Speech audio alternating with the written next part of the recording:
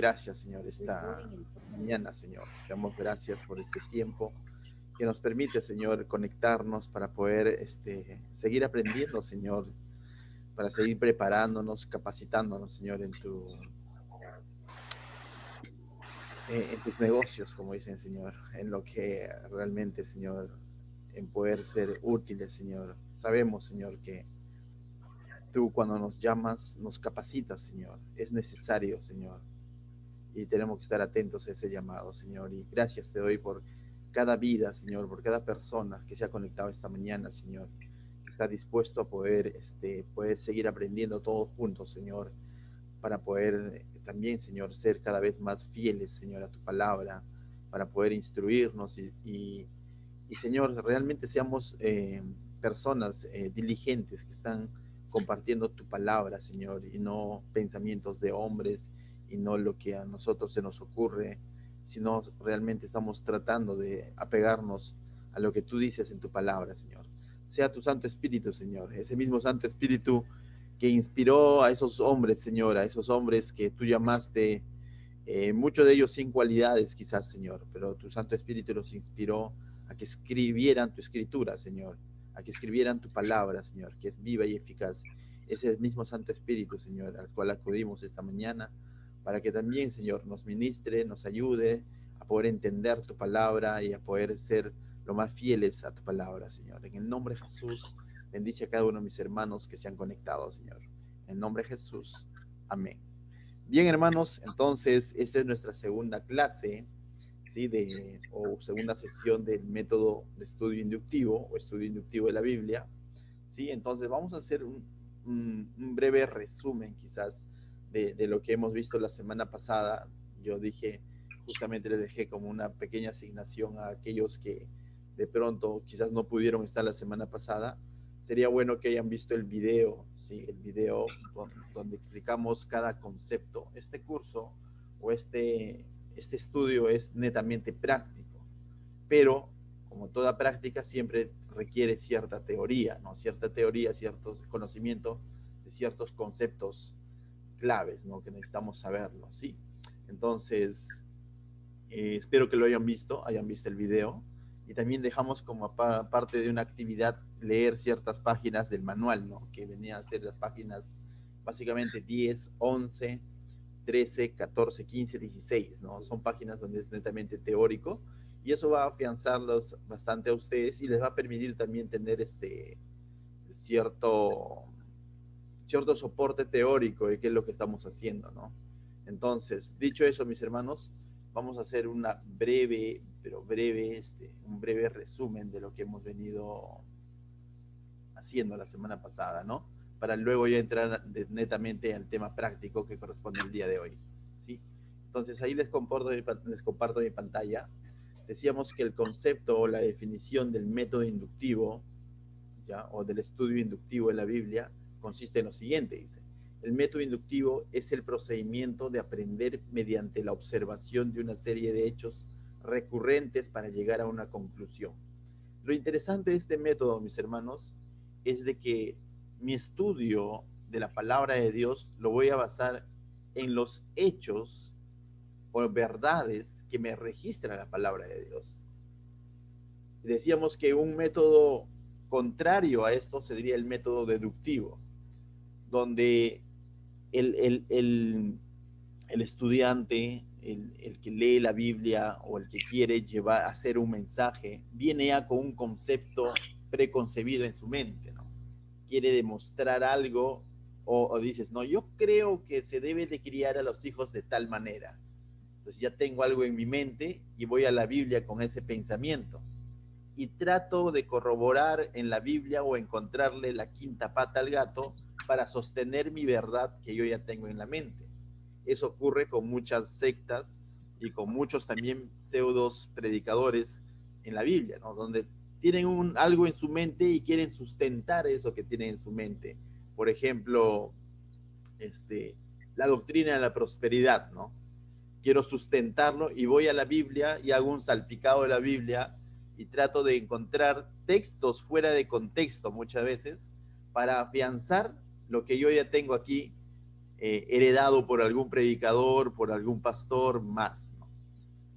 Hay ciertas cosas que claramente vemos que la Biblia lo va a manifestar de una manera explícita. Por ejemplo, Dios es justo, Dios es amor, Dios es eterno. Esas verdades es bueno tenerlo en la mente, y cada vez que vayamos a la Biblia, lógicamente vamos a encontrar y corroborar esas verdades.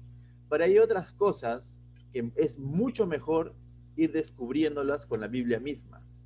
Es distinto que yo vaya a la Biblia sin ese concepto preconcebido y sea la Biblia misma la que me va a dar el mensaje. Ese es el método inductivo. Es que cuando yo llego a una conclusión en base a una serie de hechos o verdades que encuentro en la Biblia. Ese es el método inductivo. Comenzamos observando la Biblia y observando la Biblia y observando la Biblia. Después de observar y observar la Biblia, ese es el método, ya, observo y observo la Biblia. Entonces, esta serie de hechos que yo observo en la Biblia, en su contexto original, en su contexto histórico, en su contexto geográfico, en el tipo de literatura que está desarrollando la Biblia, si está siendo narrativo, si está siendo poético, si es profético. Yo necesito ver cada una de esas características de la Biblia para ser lo más fiel a la palabra de Dios, ¿no? De tal manera que en base a todas estas consideraciones que yo tengo en mi observación en la Biblia, personajes, capítulos anteriores, versículos que le continúan, el tema central de todo el libro, la personalidad del autor, a quién está dirigido.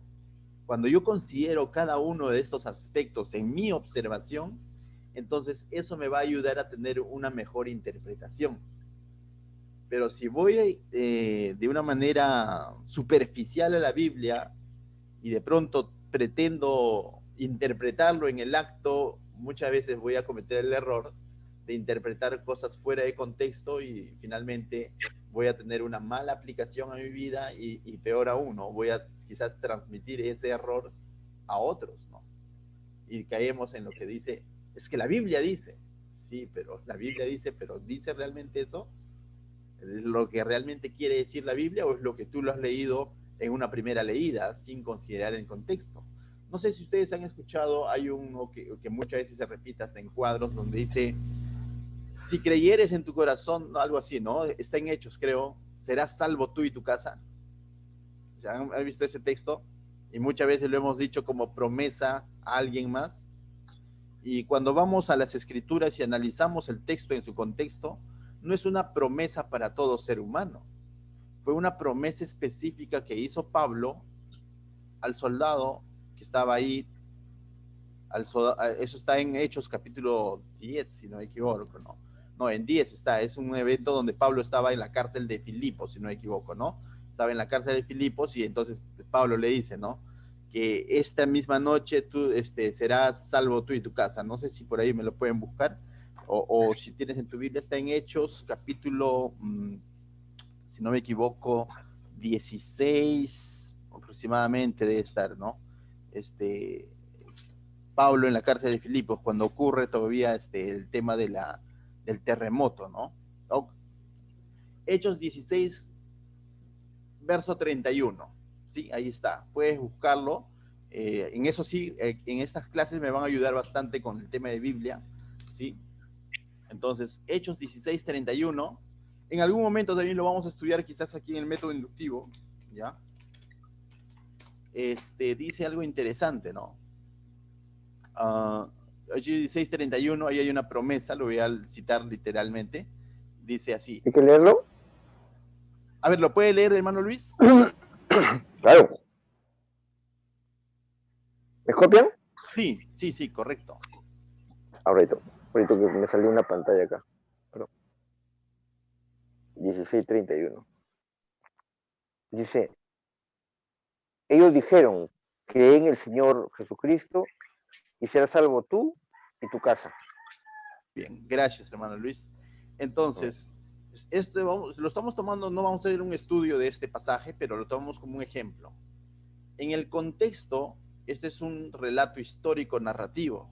Y como es un relato histórico narrativo, estos hechos fueron reales, ¿no? no es una enseñanza doctrinal que de pronto está dando Pablo a través de una carta hacia la iglesia, y eso lo hace universal. ¿Por qué?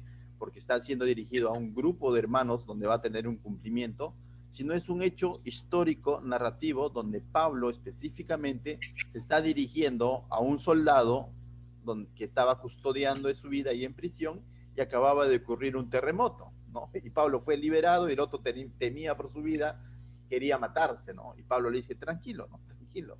Le dijo, no, cree en el Señor Jesucristo y serás salvo tú y tu casa. La promesa fue ¿para quién? Para el soldado.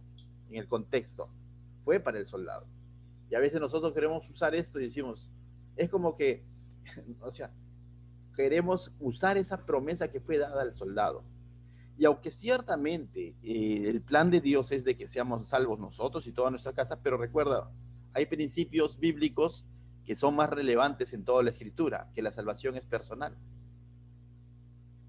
que un padre de familia no puede creer por sus hijos. Pero también hay una escritura muy relevantes donde nosotros somos llamados a ser autoridad en nuestro hogar, en el sentido de proveer a nuestro hogar el tema de la palabra de Dios. Hay otra escritura relevante en la Biblia, que la fe viene por el oír y el oír la palabra de Dios. Entonces nosotros de aquí podemos sacar, y si tú lees también todo el contexto, lo que sucedió es de que luego, después de eso, Pablo llega a ir a la casa de este hombre y llega a compartir la palabra de Dios en la casa de este hombre, y toda la familia de este hombre termina convirtiéndose. Pero no se ha roto el principio fundamental de que previo a eso tenía que compartirse la palabra de Dios, porque por el oír la palabra de Dios es que viene la fe. No es algo automático diciendo, ya me prometió, entonces ya Pablo, ahí quedó, ¿no? Entonces no se está yendo, no está rompiendo los principios bíblicos de la escritura. Entonces, ¿cómo descubrimos todos esos detalles? Cuando hacemos un estudio de método inductivo, leemos todo el contexto, entendemos qué tipo de narración está haciendo, ¿no? Entonces, así evitaremos muchas veces caer en el error de descontextualizar las escrituras, ¿no? Por eso dice, un texto fuera de contexto es un pretexto para decir lo que yo quiero. A veces lo podemos hacer por negligencia, por falta de conocimiento, pero a veces se puede hacer, y también vemos que se hace intencionado, ¿no? Textos que sacan fuera de contexto para, por ejemplo, hacer que las personas sí o sí diezmen, porque lo contrario, estás en deuda con el Señor. No sé si se ha escuchado, ¿no? Malaquías 3. Y cuando vamos al contexto, es en un contexto judío, había todo un trasfondo, lo que Dios había hecho con ellos, les había dado tierras. Entonces, de ese tipo de pasajes, no es que no sean válidos, son válidos, pero nosotros debemos de extraer el principio bíblico, más no las formas, ¿me puede entender? Entonces, bueno, volviendo a lo nuestro, ¿no? Entonces, volviendo a la definición breve del método inductivo. Dice, es un método inductivo, es el procedimiento de aprender mediante la observación de una serie de hechos recurrentes para llegar a una conclusión. En este caso, cuando estamos hablando de la Biblia, esos hechos vamos a encontrarlo ¿dónde? En la Biblia. Y ahí donde viene mi responsabilidad de leer y leer y leer aquello que yo quiero, del cual yo quiero extraer un mensaje para mi vida. Y dentro de la observación incluso decíamos, cómo averiguo el mejor contexto de la Biblia, o el mejor comentarista de la Biblia, vendría a ser la Biblia misma. Corroborar con la Biblia misma pasajes previos y pasajes después. Si yo de pronto quiero entender cierta porción de la Biblia, ¿no? Entonces es todo un trabajo que lo habíamos explicado en la clase anterior, no me voy a detener en eso, pero dice, el objetivo del método inductivo, vamos a leerlo, para el estudio bíblico, dice, es analizar el pasaje con profundidad, no para comprobar nuestros conceptos previos, sino para formar un firme concepto en base al texto mismo. ¿De dónde sale el mensaje? De la Biblia. No sale de un concepto previo, no sale de que así me dijo el pastor, o así lo escuché en internet, o así, no. Por un momento, de alguna manera, deberíamos de poner nuestra mente en blanco y ir con esa sinceridad a la palabra de Dios y decir, Señor, háblame en este estudio. Y abres tu Biblia y lees esa porción de la palabra de Dios y lo relees y lo relees y lo relees, y vas a darte cuenta que ciertamente la Biblia o la palabra de Dios es viva y eficaz. Y vas a darte cuenta que realmente la palabra de Dios tiene un mensaje, ¿no? Para ti, para tu vida, de manera personal.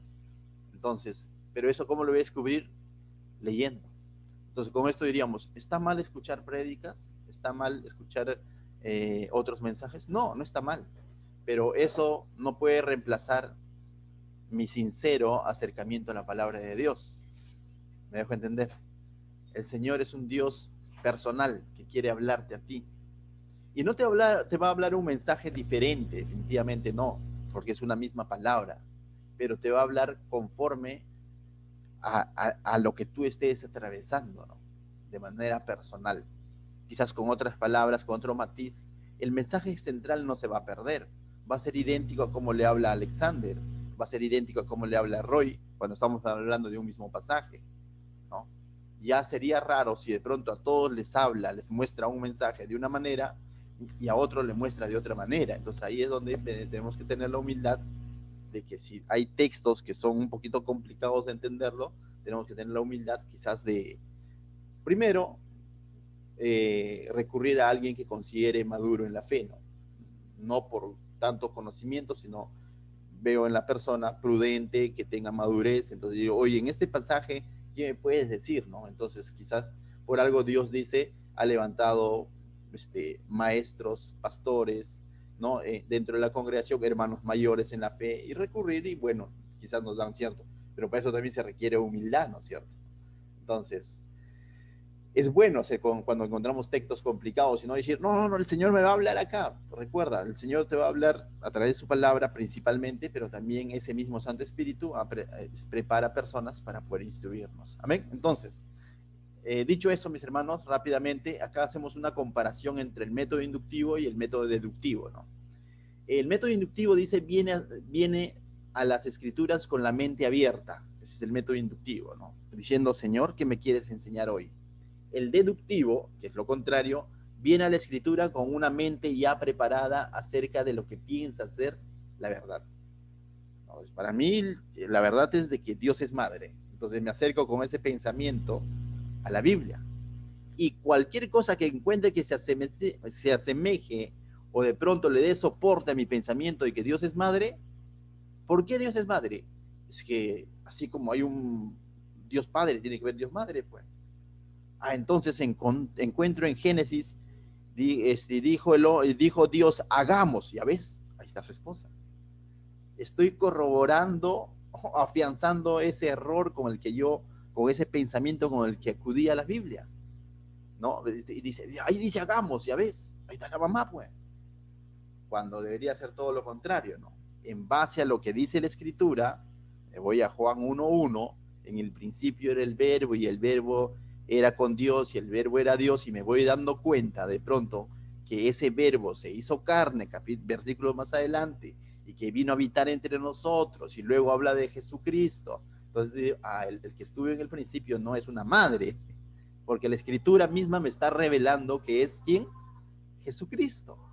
Y así vamos a pasajes de la Biblia y nos encontramos que definitivamente que los que estuvieron en el principio en la creación fue Jesucristo. Versículo 2 de Génesis, capítulo 1, dice que el Santo Espíritu de Dios también estaba ahí vigilando la creación. Entonces me doy cuenta que es nuestro Dios trino, en quien creemos, quien está en el principio de la creación, y no es una madre. Pero ¿quién me ha dicho todo eso? No porque lo haya dicho un predicador, sino porque la misma escritura es el que me lo ha ido mostrando. Esa es la diferencia entre un método inductivo y un método deductivo. El deductivo viene con conceptos ya preconcebidos y por lo general errados, ¿no? Y se va a resistir a lo que dice la escritura, entonces va a tergiversarlo. Mira, el método inductivo 2 dice, espera descubrir. El método inductivo espera probar lo que ya decidió en su mente que es la verdad. Ya llegó con una conclusión. 3. El método inductivo dice, la conclusión es el final del producto, no es el punto de comienzo.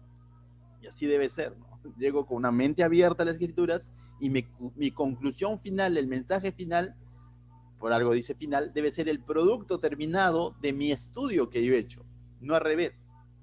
No es que ya llego con una conclusión y ahora trato de encontrarle sentido a lo que yo ya tengo pensado, ¿no? Pero este método, voy a hacer un paréntesis, requiere diligencia, pues. Requiere, ¿cómo se podría decir? Requiere un hábito de lectura a la palabra de Dios y un hábito ordenado muchas veces, donde yo tengo que estar leyendo, leyendo, leyendo y ordenado porque la Biblia no es como una especie de bibliomancia, como yo decía, ¿no? Donde dices, ¿no? A ver, Diosito, Diosito, ¿qué me quieres decir hoy? Y abro la Biblia, ¡pum! Pongo el dedo, ¿no? Digo, aquí, a ver.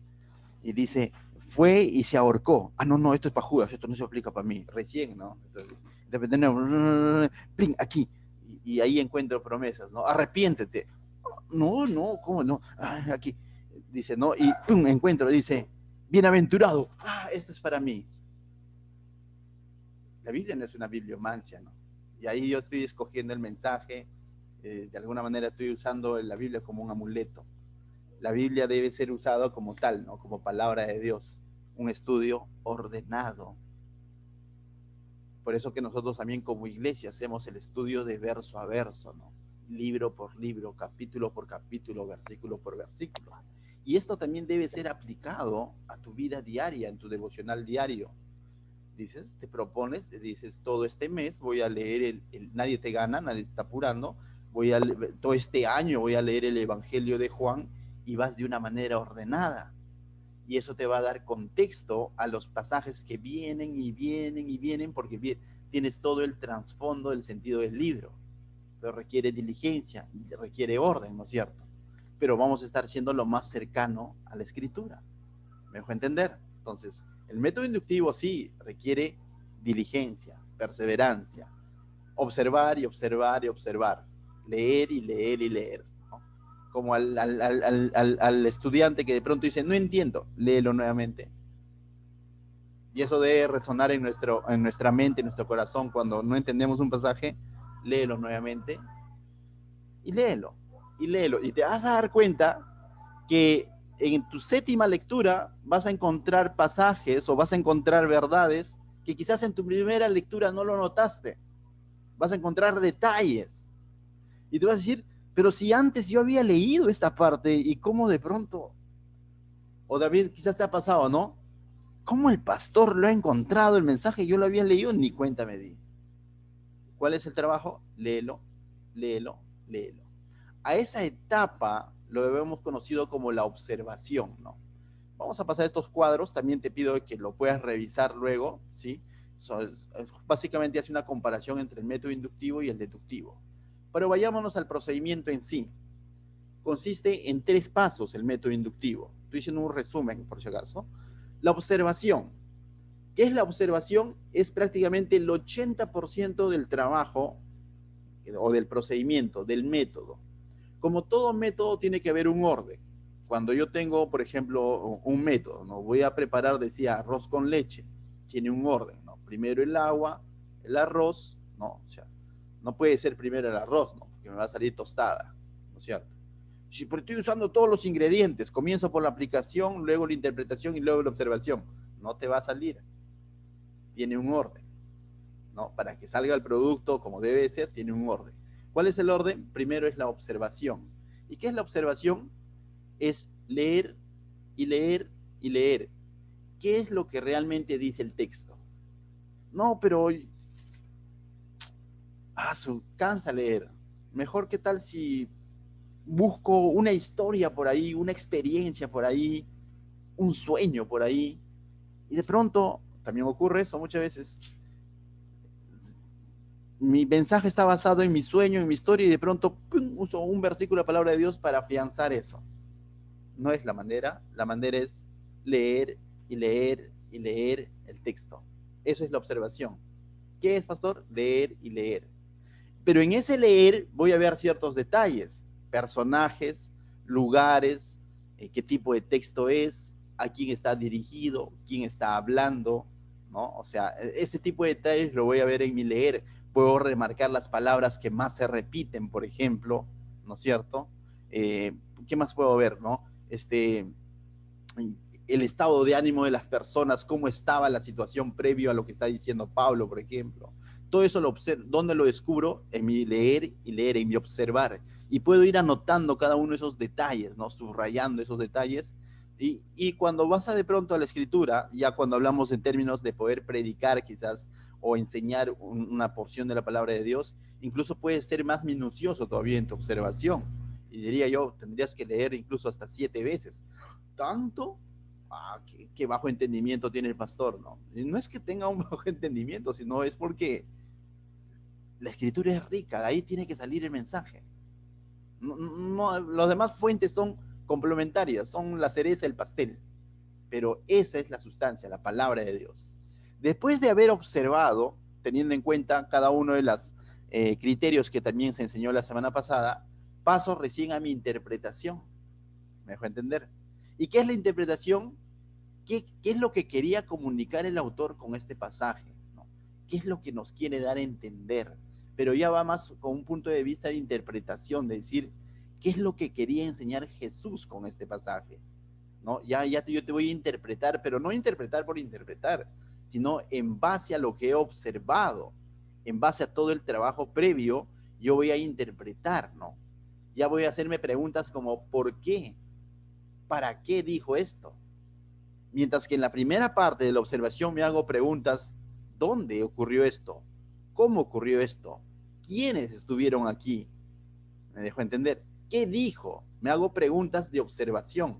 Esas preguntas que estoy mencionando también están en el manual, en el cuadro que les dije que lean, y preguntas como, ¿quién está participando? Tú vas a encontrar la respuesta a eso, no en un diccionario bíblico, sino ahí mismo. ¿A quiénes le está hablando? Ahí mismo, ¿no? ¿Dónde estaban? Ahí mismo lo vas a encontrar la respuesta, en esa misma porción. Versículos anteriores, versículos después, pero ahí lo vas a encontrar. Mientras que la interpretación ya es en base a eso. ¿Por qué dijo esto? No lo vas a encontrar de manera explícita ahí, sino vas a interpretar, a decir, no, pero dice que le trajeron a un paralítico, ocurrió esto, por eso dijo esto. Ya estoy interpretando en base a lo que he observado. ¿Me dejo entender? Y finalmente, después de haber interpretado en su contexto, ¿por qué Jesús dijo esto? ¿Para qué dijo? Cuando ya he entendido, he interpretado en su contexto, recién voy a aplicarlo a mi vida. Y voy a decirme, así como Jesús les dijo esto para poder animarlos a ellos, entonces, ¿cuál es la aplicación? El Señor quiere animar mi vida. Aunque a lo mejor yo estaba como el paralítico, sin saber qué hacer, no valiéndome por mí mismo.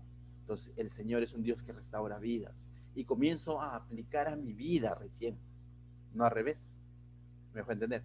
Y básicamente ese es el proceso o los pasos que tomar en el método inductivo, y vamos a hacerlo a través de las clases que siguen con cada cierto tipo de escritura, con textos narrativos, con textos poéticos, con textos proféticos, con cartas o epístolas de Pablo, de Pedro. Vamos a hacer ese análisis que le estoy diciendo, de observar, interpretar y aplicar. Y vamos a ir añadiendo quizás algunas herramientas más que nos van a permitir ampliar nuestro estudio, pero básicamente es eso. Y al final les decía, yo les voy a enseñar incluso un paso más a este método, pero en el sentido de corroborar que aquello que yo estoy aplicando sea bíblico. A eso se le llama correlación. Que aquello que finalmente yo estoy concluyendo tiene sustento bíblico en otras partes de la escritura de manera explícita. Por ejemplo, ¿no? Si yo finalmente concluyo que Cristo nos ama, imaginemos de un texto, ¿no?, que he estudiado, concluyo eso, ¿tiene sustento bíblico? Sí, me voy a Juan 3:16, me voy a otros pasajes que corroboran que eso que yo estoy finalmente concluyendo y aplicando a mi vida tiene sustento bíblico explícito, de manera clara y directa, ¿no? Ese sería un cuarto paso para corroborar que lo que estoy concluyendo está alineado a las cosas del Señor. Amén. Entonces, vamos el día de hoy a hacer un ejercicio. Ustedes tienen ahí su manual, ¿ya? Entonces, ustedes tienen el manual y nos vamos a dirigir en el manual a la página 15. Entonces, les invito a que se dirijan a la página 15, ¿no? en el manual, y aquí también lo estoy compartiendo en pantalla para que se puedan guiar, pero sería bueno que trabajes tu manual, ¿no? Ya la información anterior lo hemos trabajado y también ha quedado como una primera actividad, ¿no? Más bien al finalizar la clase, sería bueno que todos los que cumplieron con la primera actividad envíen ahí al chat diciendo cumplido, ¿no? De tal manera que ya lo registro como que ya concluyó con su primera actividad, porque hoy día enviamos la segunda actividad que va a ser netamente práctico. Entonces, la actividad del día de hoy va a ser idéntico a lo que vamos a hacer hoy. O sea, hoy vamos a analizar un texto ya teniendo en cuenta cada uno de esos criterios que hemos explicado.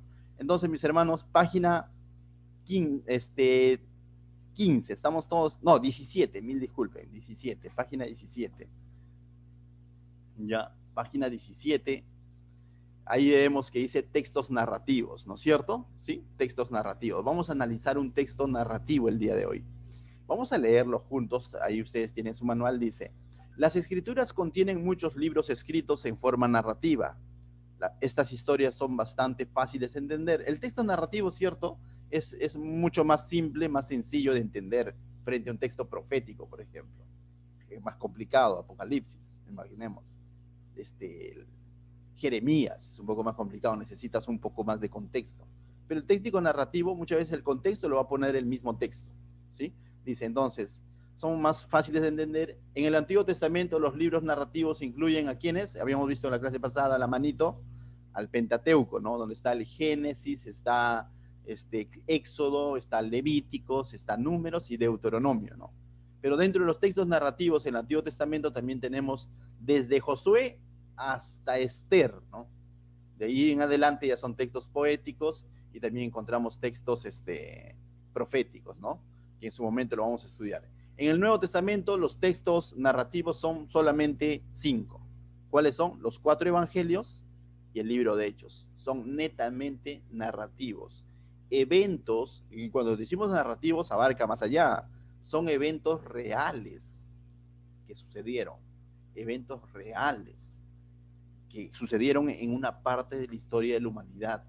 Incluso en los textos narrativos tú vas a encontrar mencionado nombres de emperadores, de personas que realmente existieron y que podemos hacer un trazo desde el punto de vista de la historia secular y podemos determinar la existencia de esos hombres, ¿correcto? Tú vas a ver en los textos narrativos, se cita bastante eso, ¿no? Y en los días de Herodes, no sé si has escuchado eso en los evangelios, ¿no? También el libro de Hechos, ¿no? Y en los días está usando un nombre real de una persona real, ¿no? Entonces, y lo mismo ocurre en el Antiguo Testamento con los textos narrativos. Mientras que los textos poéticos o proféticos, aunque los proféticos también usan nombres reales muchas veces, ¿ya? Pero el narrativo es claro en eso. Mira, esta primera tarea o actividad, acá lo llaman tarea, a mí me gusta llamarlo actividad, pero bueno, vas a responder algunas preguntas que guardan relación con el texto. Estas preguntas están diseñadas para ilustrar cada tipo de pregunta inductiva, de observación, interpretación y aplicación. Netamente lo que hoy día vamos a hacer es hacerle preguntas a la escritura, ¿ya? Y vamos a hacer 3 tipos de preguntas: de observación, de interpretación y de aplicación, ¿sí? Entonces, el día de hoy nuestro estudio lo vamos a basar en base a preguntas al texto narrativo. Ese es, ya, entonces, 3 tipos de preguntas, recuerda, de observación, de interpretación y de aplicación. ¿Y dónde encuentro este tipo de preguntas? En el cuadro que les mandé, que les pedí que lean, que está, si no me equivoco, en la página 14, 15, 16. Ahí, la segunda columna dice forma histórica narrativa. Entonces, para los textos narrativos hay cierto tipo de preguntas. Se analiza por lo general en base a preguntas. Ustedes lo tienen ahí, ¿no? En los cuadros del 14, 15, 16. Entonces, en la columna donde dice, miren acá, forma histórico-narrativa, ahí hay preguntas, ¿no? Preguntas de observación, luego encontramos preguntas de interpretación y finalmente encontramos preguntas de aplicación. Ese tipo de preguntas le vamos a hacer ahora a un texto específico que ha sido elegido en este manual, ¿correcto? Entonces vamos al texto. Dice, primero, lea el texto de Marcos capítulo 2 del verso 1 al verso 12 varias veces. tome su tiempo, use los cuadros de estudio de las páginas anteriores que acabo de citarles, observe todo con mucha atención, cada detalle, y luego viene, responda las preguntas de la página siguiente. Pero yo sé que como todo niño, a veces queremos irnos directo a las preguntas, ¿no? Pero ¿cuál es la primera actividad que tenemos que hacer? Es leer. Por cuestión de tiempo y del Zoom, nosotros vamos a leer solamente 2 veces. Entonces te invito en este momento a que puedas leer el texto de Marcos capítulo 2, del verso 1 al 12, 2 veces, y al finalizar le haces like para saber que todos ya lo han leído. ¿Les parece? Lo puedes leer directamente de tu Biblia o también ahí lo tienes en tu manual el texto, ¿sí? Marcos capítulo 2, verso 1, 12. Vamos a leer entonces, mis hermanos.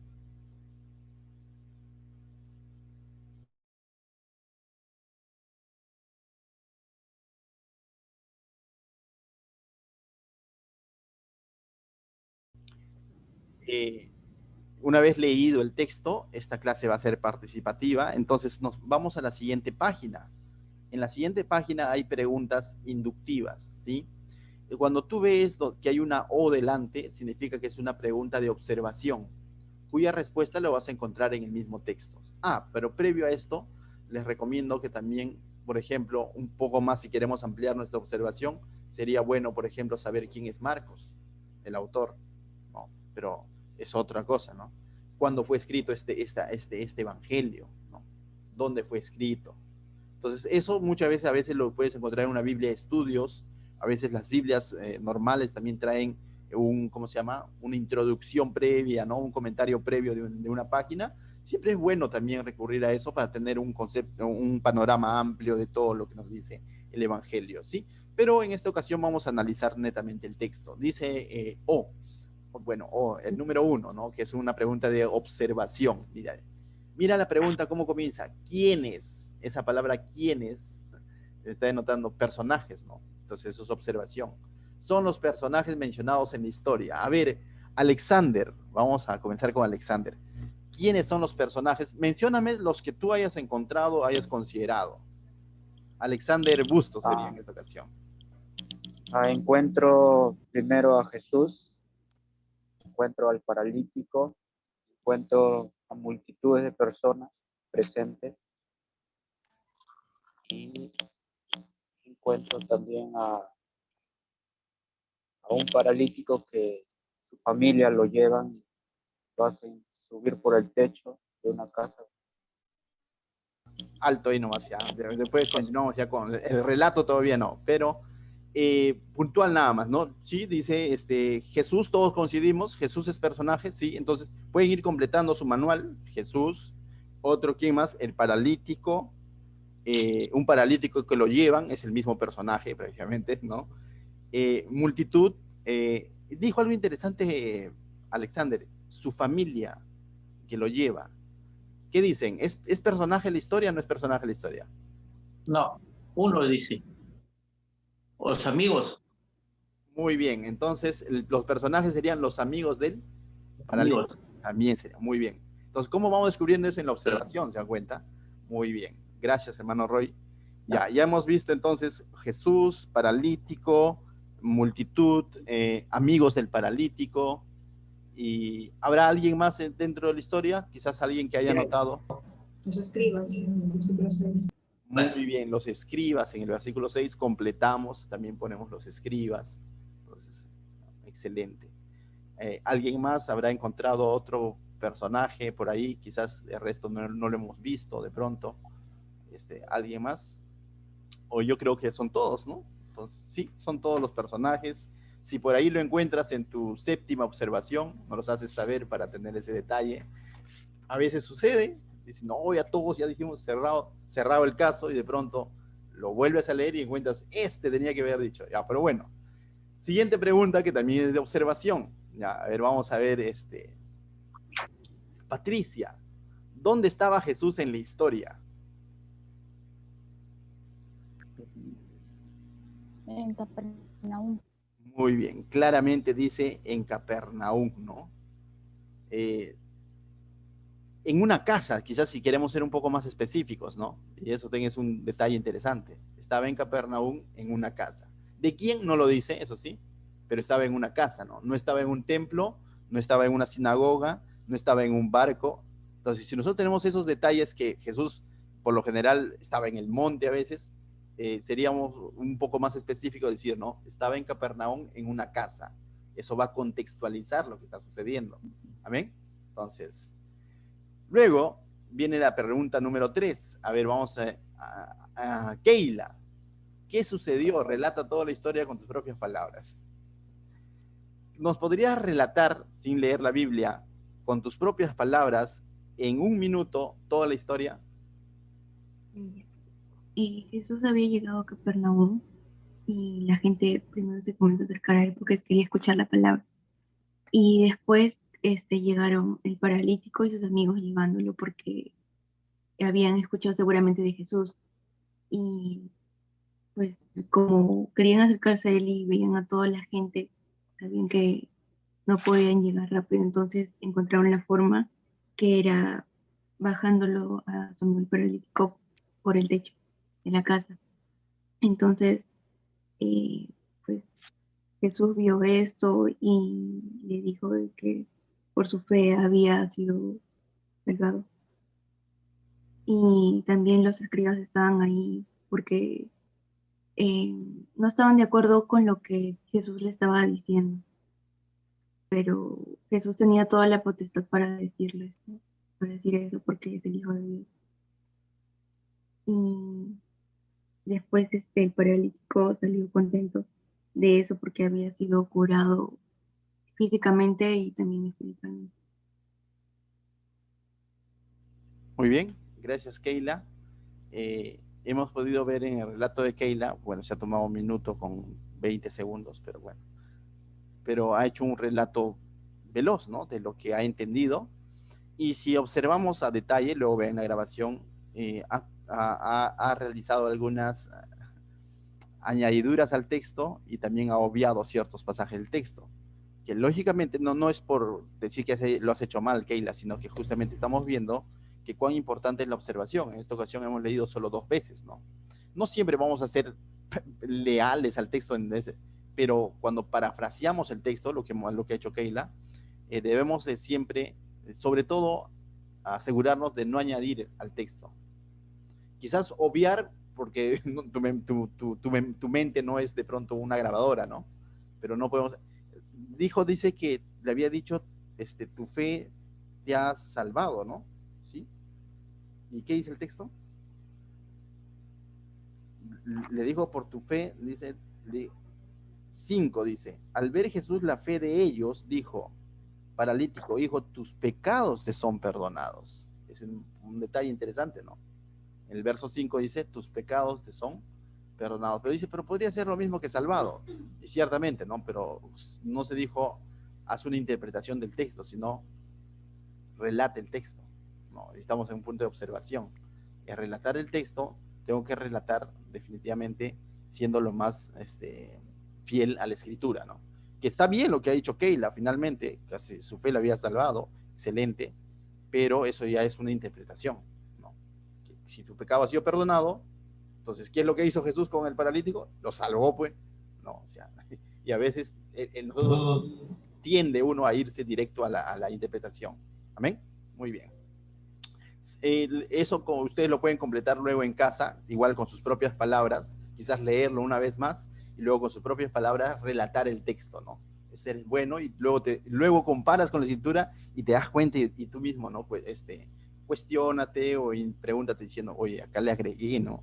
Bueno, el pastor no lo va a ver, usas la borrador y lo borras y de nuevo relatas el texto, ¿no? Algo así, pero lo completas, ¿no? Y eso te va a ayudar también en tu observación. Siguiente pregunta, el número 4 ya es una pregunta de interpretación, ¿correcto? Mira lo que dice, a ver si aquí nos apoya, aquí no ha participado todavía, nuestro amigo Julio César. ¿Cuáles son algunos de los problemas físicos de un paralítico? A ver, Julio César. ¿Eso lo encontramos en el texto? No. No se encuentra. Entonces, a deducción, simplemente que no puede levantarse o está postrado. ¿cuáles son los problemas físicos de un paralítico? El hecho de no poder levantarse, el hecho de que tiene que ser ayudado por alguien. Encontramos eso en el pasaje, 4 personas ¿no? Siendo ayudadas por 4 personas. Luego, en esa parte podría... Chévere, chévere, gracias. Sofía, ¿qué más tú le podrías añadir a cuáles son algunos problemas físicos de un paralítico? Julio César nos acaba de decir que no se puede movilizar, ¿no? Y a ver, ¿qué más? Claro, porque dice básicamente problemas físicos, bueno, que ha perdido movimiento, por lo general las piernas, ¿no? Ha perdido fuerza y depende completamente de otra persona, porque todavía en el tiempo de Jesús no podían hacer nada.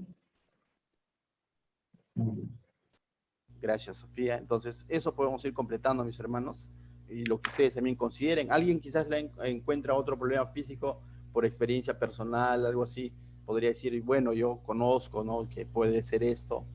Alguien con libertad podría decirlo, ¿sí? ¿Algún problema físico de un paralítico? Pastor. Sí, adelante, hermano Luis.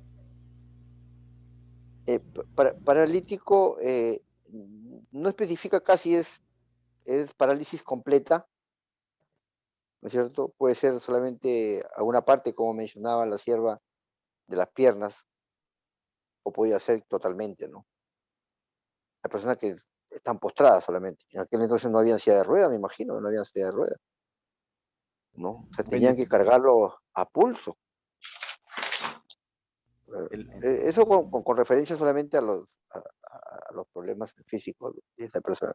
Y que necesariamente, pues, es dependiente de uno o más. En este caso habla de más de un amigo que tiene que movilizarlo. Eso sería mi... Gracias, hermano Luis. Ciertamente usted dijo una palabra clave, dependiente. Más allá de que si no sabemos, no especifica el texto si eran pierna derecha, izquierda, las dos, columna, no sabemos. Pero definitivamente nos muestra el texto que esta persona era dependiente, ¿no? Dependiente de sus amigos, en este caso, ¿no? Entonces, eso sí, podemos verlo, ¿no? Entonces, gracias, hermano Luis. Muy bien. Siguiente pregunta sería, esta es una pregunta de interpretación, ustedes ven una I delante, ¿no? Dice, ¿qué clase de hombres eran los 4 que cargaban al paralítico? A ver, ¿quién lo puede decir? Ah, el 5 no lo he visto, mira, ya me adelanté. 5, que es observación. ¿Qué tan difícil sería para el paralítico llegar a Jesús? ¿Alguien que podría verlo eso? A ver, hermano Roy, vamos.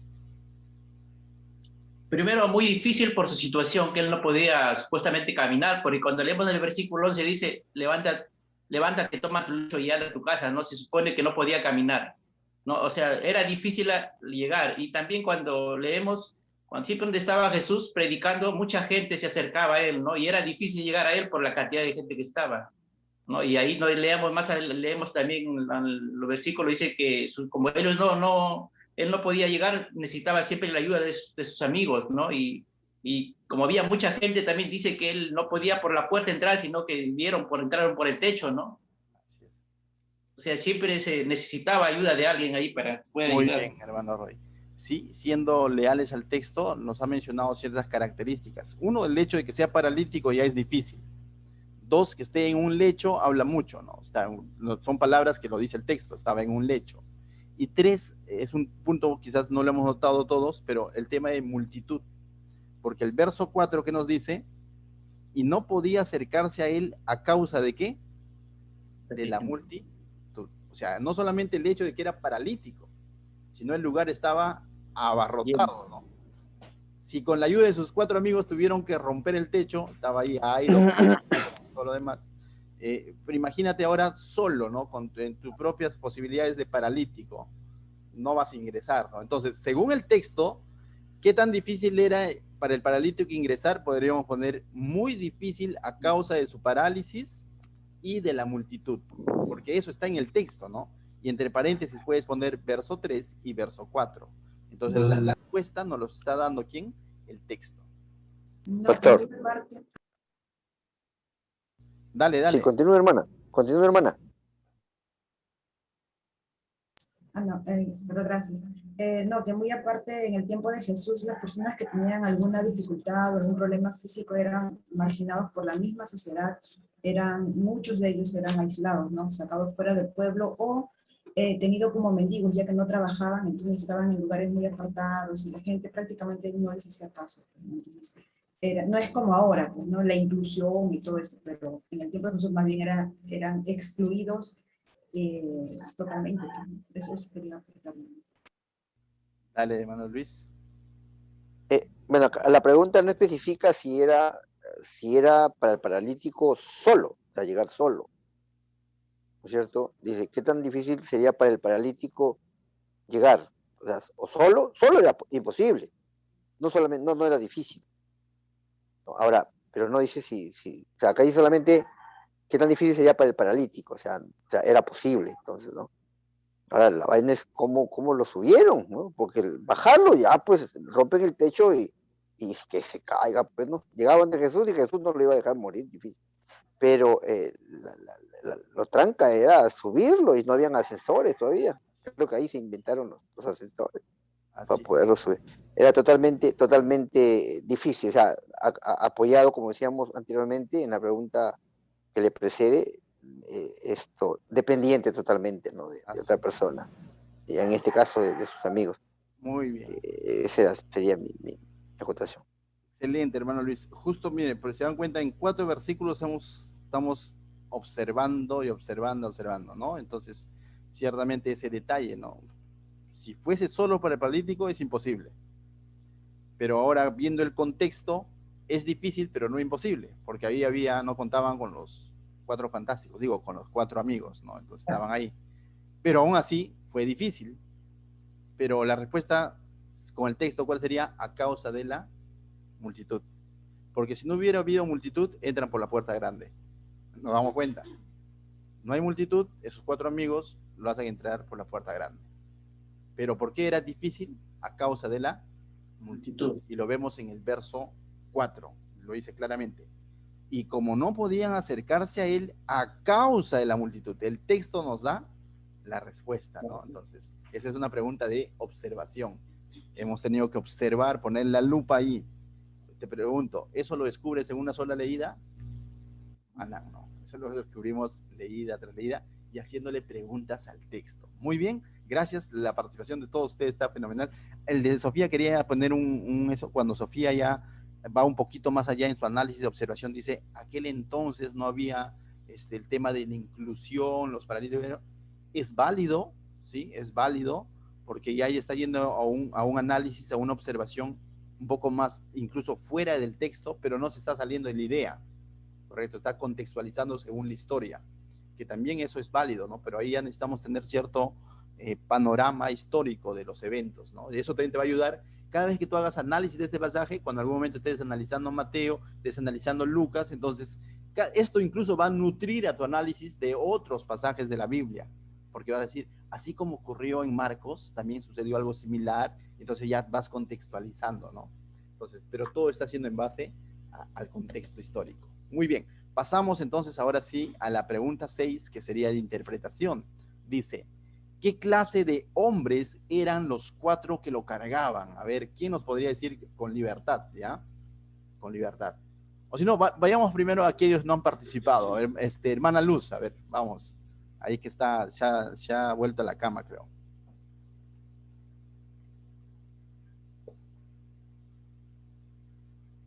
Ahí está. Sino que, sí, es que no está quedando bien mi celular, por eso apagó la cámara. Ok. La pregunta 6, ¿no? Bueno, en realidad, como dijo hace un rato el hermano Alexander, ¿no? De que él dijo que eran su familia, ¿no? Y después el hermano Roy dijo que eran sus amigos. En realidad la Biblia creo que no especifica eso, ¿no? Solo dice que lo llevaron. Entonces yo, bueno, creo que eran personas que lo querían un montón, ¿no? Lo querían bastante como para haberse fijado en que Jesús iba a estar ahí y que tenían esa oportunidad de llevarlo y que Jesús los pudiera sanar, ¿no? De esa parálisis que tenía. Y bueno, eran personas efectivamente que tenían un gran amor hacia el paralítico, ¿no? Y buscaron la forma de llevarlo, y no solo de llevarlo y ver que había un montón de gente ahí, y que iba a ser difícil que entraran, sino que vieron la forma de todas maneras entrar a pesar de que había bastante gente, ¿no? No se dieron por vencidos de decir, ay, un montón de gente, no se puede, ya vámonos, ¿no? Sino que vieron la forma de subirlo, de hacer el hueco en el techo, de bajarlo, y que de todas maneras llegara a donde Jesús estaba, ¿no? Basta, hermana, excelente, muy bien, excelente. Ya. Estuvo bien, excelente. No, vi esos dos aclaraciones interesantes. No es familia, tampoco es amigos. O al menos el texto no lo especifica, ¿no? O sea, y si tú te vas a los paralelos de los otros evangelios, tampoco lo especifica. Ahora, pero esto es una pregunta de interpretación, ¿no? Que nosotros no podríamos afirmar que es familia o amigos, o quizás, pero sí podríamos, lo que dijo la hermana, que tenían un amor, un aprecio por ese paralítico, ¿no? Mínimo, ¿no? Pero yo estoy interpretando ya en base a los hechos que he observado, ¿no? Mínimo, ¿no? Tenía una solidaridad con ese paralítico, ¿no? Porque así nada más no te rompes el techo, como dicen, ¿no? Sí, dale. No, también hay otro de que si él no se podía movilizar al ser paralítico, alguien tenía que haberlo llevado hasta esa casa, ¿no? Donde estaba Jesús. No es que se aglomeraron ahí en la casa de Jesús y el paralítico estaba al costado, ¿no? Lo más probable es que alguien haya tenido que llevarlo, y lo más probable es que, no lo especifica la Biblia, pero lo más probable es que sea este hombre, porque yo me quedé pensando, ¿no? Y si yo fuera parte de la multitud, ahí estoy con la mancha ahí queriendo ver a Jesús, y de repente, en el caso de que sea hombre, pues, ¿no? Fortachón, y me dicen, oye, ayúdame que queremos subirlo al techo, yo diría, bueno, ya te ayudo, ¿no? Pero acá, cuando Jesús lo sana, dijo que era por la fe de ellos. O sea, entonces, ellos tenían que estar comprometidos tanto con el paralítico, porque creían que realmente Jesús lo iba a hacer, ¿no? Y al mismo tiempo creían en Jesús. Entonces, yo creo que sí, lo más probable es que hayan sido amigos, ¿no? Amigos si yo puedo aportar algo más, era que eran hombres de fe, porque dice por la fe de ellos. Otro que eran fortachones. Otro de que eran creativos, porque el que menos diría, bueno, ya, oye, hagan paso, ¿no? Yo gritona, yo diría, oye, abran camino, que camino un enfermo, o un paralítico, ¿no? Entonces empujaría a toda la gente, yo estaría ese alboroto. Pero ellos fueron un poquito más allá y dijeron, bueno, ¿cómo no o sea, no vamos a poder pasar, porque toda la gente está aglomerada? Entonces, ¿qué hacemos? Alguien se le prendió fuego y dijo, va, por arriba, vamos, ¿no? Otro de que eran inteligentes, porque yo veo que eran calculadores total, porque en los 3 pasajes, en Mateo, Marcos y Lucas, dice de que lo bajaron en medio de Jesús. O sea, ahí calcularon bien, porque yo hubiera hecho el hueco por donde sea, pues, ¿no? De la parte más blandita del techo, ya lo levanto, ¿no? Pero ellos calcularon y lo bajaron. Y otro que tuvieron cuidado, porque no dice, y cayó el paralítico, sino que dice que lo bajaron, pues, ¿no? Yo podría decir eso, pues, ¿no? Bien, Sofía. Pueden ir añadiendo su respuesta de interpretación, ¿sí? Que es la 6, ahí, ¿no? Esos, ¿no? Pastor. Características. Ahorita, Julio César, solamente para terminar. Características: amor por el paralítico, hombres de fe, hombres creativos, ¿no?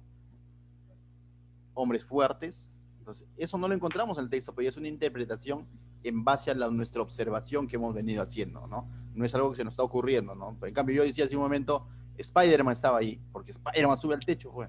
Sí, pero no tiene nada que ver con el texto, ¿no? Entonces, definitivamente. En cambio, en base a la observación podemos deducir eso, ¿no? Hombres de fe, tenían amor por el paralítico, creativos, inteligentes, fuertes, ¿no? Julio César, disculpa que te haya cortado, sino que quería acabar la idea, nada más.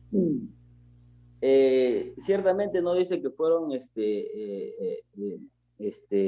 no amigos o como dicen, no, pero yo creo que fueron familiares cercanos, definitivamente, porque el paralítico no creo que habría estado en la calle o postrado o echado o tirado en la calle, porque él definitivamente creo ha estado en su casa. Pero aquí vemos, dice que inmediatamente se juntaron muchos. Pero vamos por el primero. Entró Jesús otra vez en Capernaum y volvió a entrar, dice, ¿no? Después de algunos días, y se oyó que estaba en casa. Pero vemos que, yendo un poquito más allá, Jesús, creo que los padres de Jesús, creo que ellos vivían en Capernaum, pertenece a Galilea, ¿no?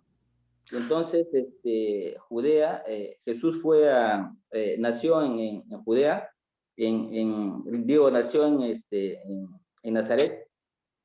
Luego vemos que ya pasando eso, vemos inmediatamente se juntaron de manera que ya no cabían ni aún a la puerta. Y les predicaba la palabra, pero acá dice que Jesús dice que se oyó que estaba en casa. Entonces, cuando Jesús nació en Belén, y luego creo que regresó a Nazaret, a Galilea, entonces, más o menos insta que estuvo ¿no? en el lugar donde que él ahora vivía, donde que él estaba, ¿no? Entonces, trajeron a unos paralíticos, entonces vinieron a él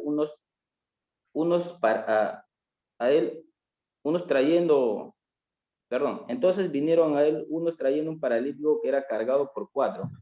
Yo creo que eran familiares, definitivamente, pero que cuando oyeron que Jesús había llegado a Capernaum, entonces definitivamente ellos estaban en esa multitud. Entonces ellos regresaron, ¿no? Como para interpretación, entonces ellos pudieron haber regresado a casa sabiendo que tenían un enfermo ahí en casa, familiar definitivamente. Entonces vinieron y trajeron a Jesús. Y es muy poco probable que un desconocido haga, ¿no? Ciertas cosas por alguien que esté enfermo, no siendo un familiar o alguien que verdaderamente haya creído en el mensaje del Señor, lo que Jesús está expresando, ¿no? Y entonces yo puedo referir que fueron familiares, pero que también fueron personas con mucha fe, como dice la hermana Sofía, y que tuvieron mucho amor hacia esta persona, hacia el paralítico, ¿no? Eso quería decir, no sé si he confundido.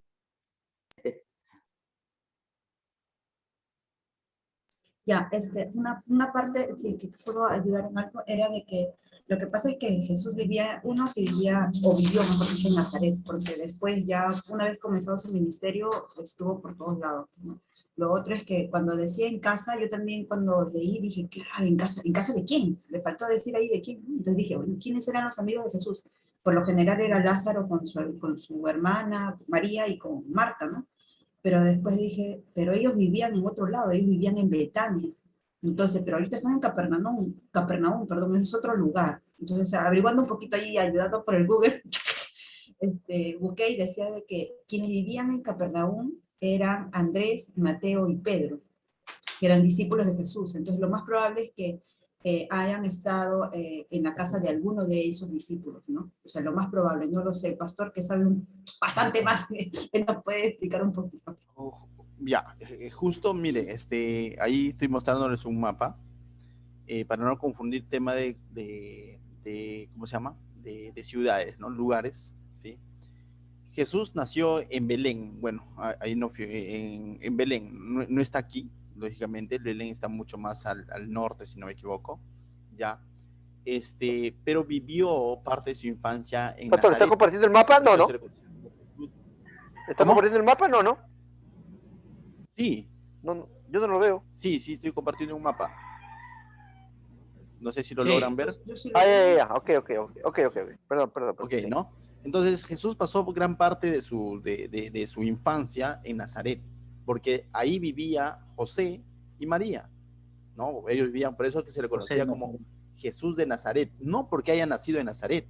Jesús nació en Belén, el censo que hubo, fue José y María, fueron al censo, y fueron a Belén, y ahí es donde nace Jesús, pero luego van a ir a vivir parte de su infancia a Nazaret, ¿no? Por eso que los fariseos decían, algo bueno puede salir de Nazaret, ¿no es cierto?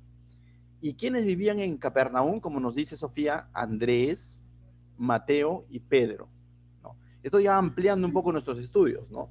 Y como Jesús, tenemos que ver también, hacer el paralelo ya con los evangelios, si en esta parte de la historia ya había llamado a estos discípulos, a Andrés, Mateo, Pedro, ya eran parte de su mancha, ¿no? de su equipo.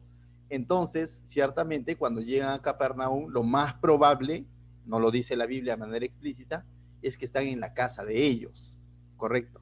Porque ellos eran naturales de Capernaum, ¿no? Entonces, esto nos está exigiendo hacer nuestro análisis, nuestra observación un poco más allá. Pero aún así, cuando en algún momento ya lo llevamos a una explicación, no podemos afirmar diciendo la Biblia dice, o fueron su familia. ¿Sabes por qué? Porque la Biblia no lo dice. No, es una interpretación que estamos haciendo en base a hechos. Entonces, lo que sí podemos decir con certeza, nosotros podemos decir la Biblia lo dice, ¿no? Como por ejemplo, estos hombres eran hombres de fe. Eso lo podemos decir con toda certeza, ¿me dejo entender?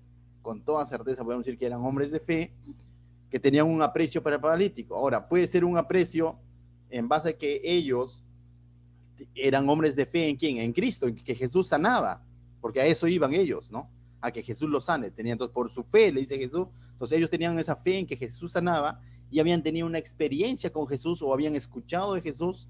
Eso los movió, siendo familiares o no, a hacer esto con el paralítico. Pero no nos podemos quedar en el hecho de que eran familiares porque no hay indicios de ello, ¿correcto? Lo que sí hay indicios de que estos hombres tenían aprecio por el paralítico, punto número 1, y punto número 2, hombres de fe, ¿no?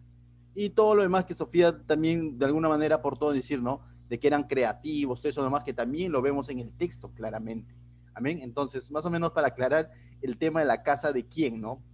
Aún así decimos que probablemente de Andrés, de Pedro, pero no necesariamente, porque la Biblia no lo dice, ¿sí? Pero podría ser una posibilidad, ¿no? ¿Por qué? Porque ellos eran naturales de Capernaum, ¿correcto? Bien, hermanos, avanzamos. Por lo general, cuando vemos a Jesús en una casa, siempre lo encontramos en la casa de Lázaro y Marta, pero ellos no eran de Capernaum, así es que descartados, Lázaro y Marta y María. Ellos son de Betania. Cuando llegamos un pasaje, Betania, dice, ahí está Lázaro, Marta, porque infaltable Jesús ahí siempre ingresaba a comer su arroz con pato, ¿no? Entonces, seguimos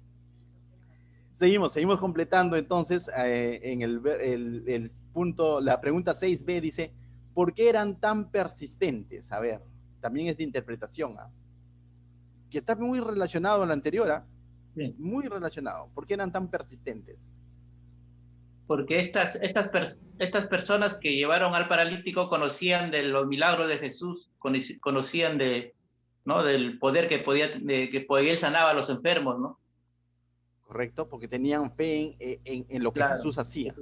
Sí. Correcto, entonces podemos completar ahí, porque tenían fe en lo que Jesús hacía, y también podemos ir nuevamente con lo anterior, porque tenían un aprecio por el paralítico, ¿no? Y si no es un aprecio, mínimo una solidaridad, ¿no? O sea, muchas veces tú ayudas no necesariamente teniendo aprecio por alguien, pero habla de tu corazón solidario, ¿no? O también servicio, ¿no? O también podríamos ser servicio, ¿no? Entonces tenían ese corazón solidario, ¿no?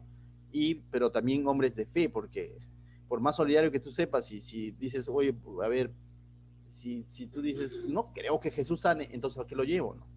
Si lo llevaron es porque tenían fe en que Jesús sanaba. Entonces eso podemos ir bien. No, y definitivamente era por la fe, porque Jesús lo reconoce y lo resalta. Correcto, muy bien. Otra pregunta de interpretación, verso 6, la pregunta 6c dice, ¿en qué momento Jesús estaba hablando acerca de la fe y de quién? En este momento Jesús estaba hablando acerca de la fe, ¿de quién? De los 4 hombres. De los 4 hombres. ¿Dónde lo podemos encontrar esto? En el verso 5, ¿no? Dice, al ver Jesús la fe de quién? De ellos. No del paralítico, es interesante, ¿no? Sino la fe de quién? De ellos, ¿no? O sea, pero más adelante vamos a seguir viendo. Ustedes dicen, ¿de ellos? ¿Solo de ellos o también del paralítico? ¿Qué dicen? Si Jesús no lo dice, creo que solamente de ellos, ¿no? Vamos a ver. Se supone que tenía fe también el paralítico. Claro. Porque ¿por qué perdonó al paralítico? Claro, porque le dice, por tu fe has sido sanado, le dice, ¿no? Excelente, ¿no? O sea, tú puedes ser persistente, pero si el paralítico no estaba siendo parte de ellos, claro, simplemente, oye, paralítico, necesitas creer para poder sanar, para poder perdonar tus pecados. Jesús no va a perdonar, es como que no, traemos al enfermo para oración, pero el enfermo ni cree. No, o sea, tiene que haber fe. ¿No? Entonces, definitivamente no solamente era de ellos, dentro de ellos, porque diría de ellos 4, ¿no? Si Dios dice de ellos, dijo al paralítico, está en la misma, en lo mismo, ¿no? Dijo al paralítico, al ver Jesús la fe de ellos, dijo al paralítico, hijo, tus pecados te son perdonados. Y vemos cómo Jesús perdona el pecado, ¿no? Del paralítico, ¿correcto? Muy bien. Verso 8, no, verso 8, digo, pregunta 8, ¿no? Ah, no, 7, mil disculpas, estoy corriendo mucho.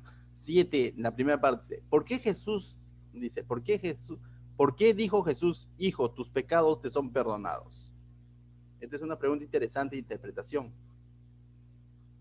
Porque era Dios y tenía la autoridad de perdonar. Muy bien. Excelente. Más adelante vamos a ver que el sentido de todo de toda esta historia no tanto es mostrar que Jesús sana, sino es demostrar o mostrar que Jesús es Dios. Entonces, ¿cómo es eso? El poder. Sí, porque ese es ¿cómo? El poder de Mostrar Dios. su poder, ¿no? Que solo Dios lo podía tener. Incluso va a ser cuestionado por esto. Entonces, el objetivo de Jesús no era sanar al paralítico o mostrarnos con esta historia.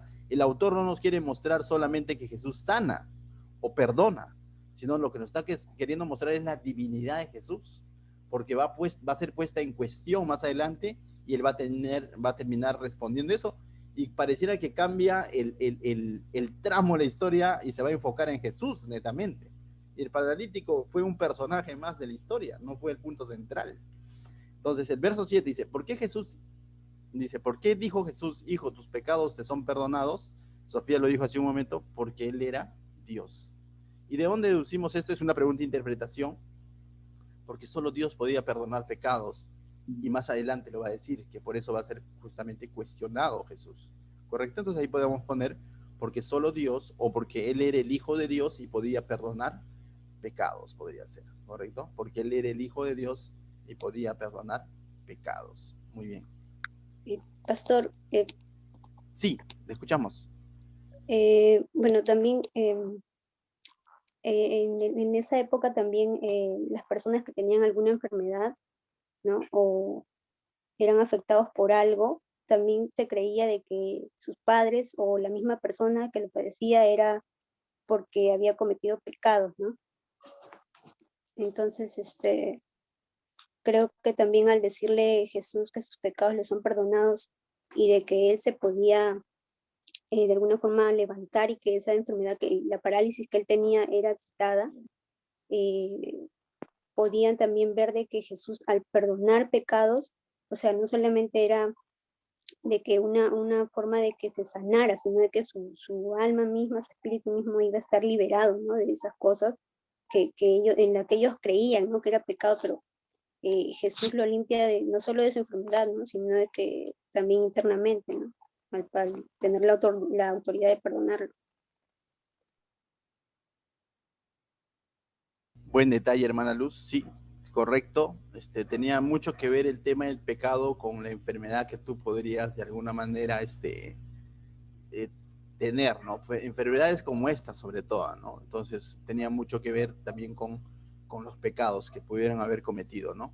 Entonces, pero eso vamos a ampliarle un poquito más adelante, por el verso 9 más o menos. Y a propósito, el verso 9 da sustento a esta pregunta número 7 que hemos visto, donde dice, ¿por qué le dijo Jesús, hijo, tus pecados son perdonados? Jesús nos los va a responder en el versículo 9, no sé si lo podrían leer ahí en su lugar, ¿qué dice? No, en el versículo 10, disculpen, el versículo 10 dice, pues para que sepáis que el Hijo del Hombre tiene potestad en la tierra, ¿para qué?